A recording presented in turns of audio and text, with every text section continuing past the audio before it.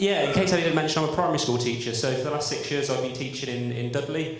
I started off teaching kind of year 2, which year in England, kind of 6, 7-year-olds. I moved up to year 6, which is the top end, so I say almost teenagers, they're 10, 11, so they are teenagers at that point. And then a few years ago I was moved down, there was an opportunity actually that I'll talk about later to move into reception, so I've been working with kind of 4 or 5-year-old children. It's been a real joy. Are there any teachers in the room? Oh, ex-teachers are teachers. There's no ex-teachers. Yeah, round of applause for teachers. They very much enjoying the deserved holiday, so only a few weeks left, unfortunately, sorry. But no, I am primary school teacher. I studied theology at Regent, so I graduated in 2019. We got married in 2021 in the middle of COVID. But even through that, through rearranged weddings, we were following God's path, and he was there and provided for us a lot of peace. And ever since, we've been living in Cradley Heath for the last 4 years, which is a lovely part of the country. We really like it. Heart of the Black Country, I teach in Dudley.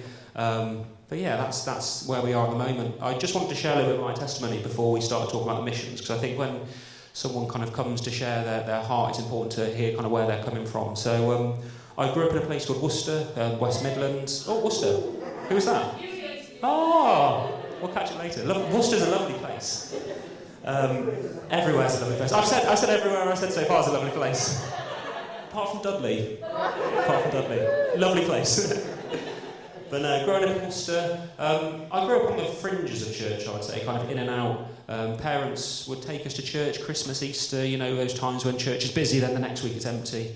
In and around church, but never really felt connected. I kind of grew up listening to stories from church. I grew up listening to kind of people singing. I knew the songs, I knew the stories, but I never really connected. In my childhood, I dealt a lot with parents and family with mental health, with addiction, and through that, it was a difficult time. I felt like there was no kind of sense of purpose, no direction, but church, as with most people, offered me a sense of identity, a sense of purpose, and as I grew up, I grew into church. And I think that's kind of our heart for mission, is giving young people a safe space to come and find their way and find ultimately Jesus, which is the answer to the questions that a lot of these people have at that age. And kind of mental health is something I've not liked talking about, because it's something I've dealt quite closely with family. But as I've got older, and especially in school and church, young people now, mental health is difficult. It's widespread, and the more I kind of share my testimony, the more people kind of connect, and I understand that it's an important part of my journey. So it's something that families still deal with today, parents especially. But through those times, God's put people in my life who have been there to support me along the way and ultimately point me towards Jesus. And I think as missionaries, we're going to the Philippines, but as missionaries, we're all missionaries in here, those that believe in Jesus. It's our job to point people towards Jesus. It's our job to direct him and them towards the truth. So I want to talk about a lady called Sandy, who was, I guess, my Sunday school teacher, but she was actually a teacher in my school, and I think that's part of the reason I became a teacher.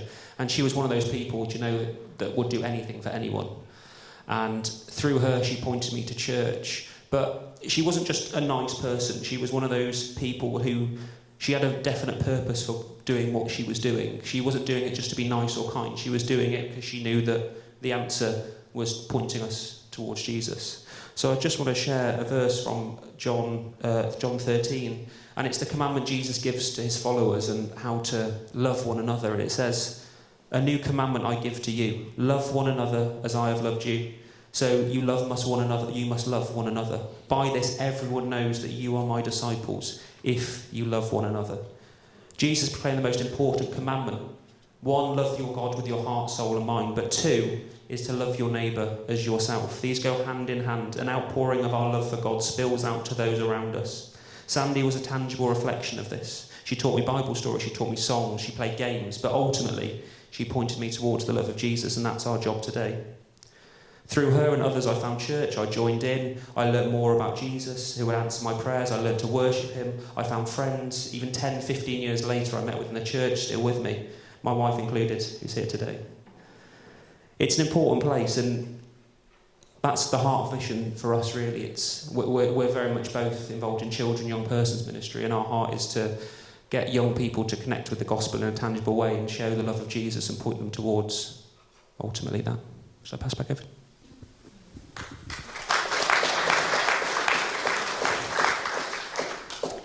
So why the Philippines for us? So more specifically, we're going to be located on an island.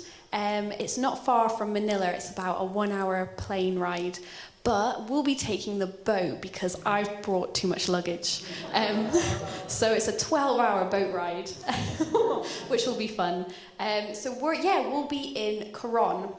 And this all started back in 2015 for me. So I was 18, and Elam Missions, who we'll be missionaries with, started doing, they did a group trip and they advertised it with lots of Elam churches, and that they were sending out missionaries to the Philippines. So we were going to Manila, we went to Antipolo, which is a city not far from Manila, and we also went to Coron. So in all these places, there was a church and school set up, and we got to meet the people, we got to meet the team, we got to meet Pastor Glenn, he's like the Philippines Elam leader. And he had a vision to build a church and a school on this island, Coron.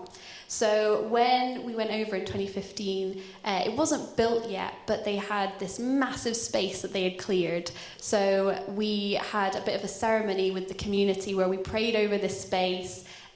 We dedicated this space that this would be for a place to build the kingdom and to have kids grow up knowing God. So it was a really special time. So that's where it all started for me. And after that 2-week trip, I came back to the UK and I was looking for a job. And I actually got the role with Birmingham City Church as the kids leader, and found out after I got the job that that's the church that helped support and fund to build the school and church in Coron, which was a massive thing that God did of, you're in the right place, you're in my plan, you're on the right track. Sometimes you're going through life and you're like, God, is this really what I'm supposed to be doing? But yeah, it was just a massive confirmation.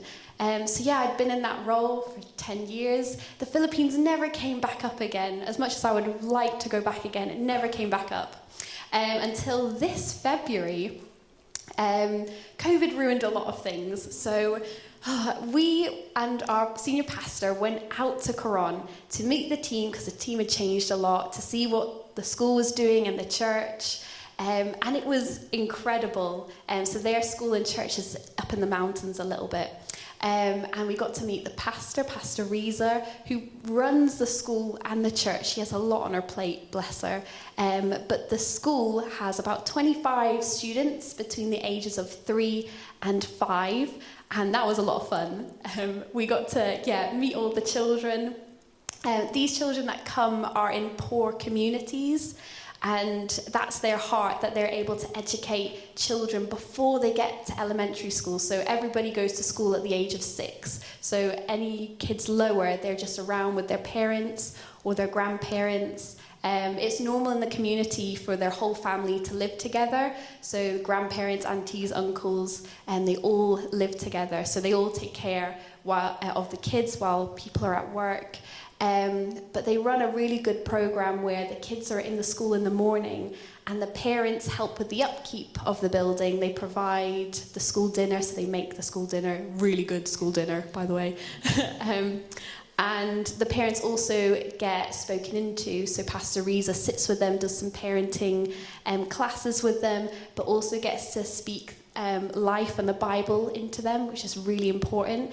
And then they all come to church on a Sunday as a family, which is really lovely to see. That was when we went out in February. We got to see, you know what, we could help with that. Or, Pastor Reza doesn't have the time to do that. We could do that. And then when we got back, we were like, let's not rush to anything. We felt a change from God coming. It was very strange, this feeling, but we weren't sure what it was. So when we came back, as it went later into the month, it was quite quick. We were like, actually, this is something that God is calling us to do.